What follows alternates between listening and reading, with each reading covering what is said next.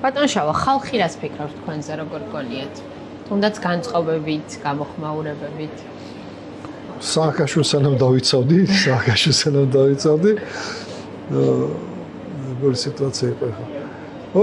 კარგი ადვოკატია, კარგი ადამიანია და ასე შემდეგ, რაღაცა ნაწილისთვის. ოცნების მომხრეებისთვის. სააკაშვილის დაცვის შემდეგ ოცნების ის ნაწილი განაცხადა. ეხლა რაღაცნაირად დაბალანსებული მდგომარეობა. თუმცა მინდა გითხრათ, რომ მეგონი ერთადერთი ადვოკატი ვარ საქართველოში, საქართველოს ყველა პრეზიდენტის ადვოკატი ვიყავი. ბატონი გამსახურდიასი, ბატონი შევარდნაძის, ბატონი სააკაშვილის, სალომე ზურაბიშვილის ადვოკატი ვიყავი 2 წელიწადი. ერთადერთი მარგველაშვილის ადვოკატი არ ვიყავ და მარგველაშვილი მეგონი არ ჭირდება. საინტერესო გამოცდილება იქნება და და ძალიან ბევრი პრემიერების და პარლამენტის თავმჯდომარეების.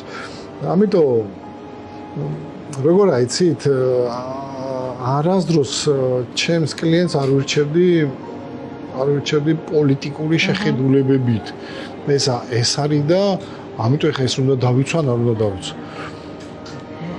ხარებს შორის დგება ლაპარაკება, თუ საქმე საინტერესოა მოვკიდებ, თუ საქმე საინტერესო არა, ვცდილობ რომ არ მოვკიდებ ხელი.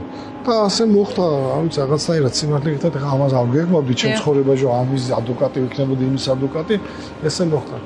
ყველა ძალიან საინტერესო ადამიანი იყო და ეხლა საქართველოს წარმოიდგინეთ, იმის მომხრეა, ამის მომხრე, ამ ხალხს თავიანთი მომხრეები ყავთ. ხო ვიღაცას იმ კუთხიდან მოწოხარ, ვიღაცას არ მოწოხარ, ვიღაცას, მაგრამ მე რა ვქნა, ჩემი ცხოვრები ცხოვრობ და ვაგრძელებ რა.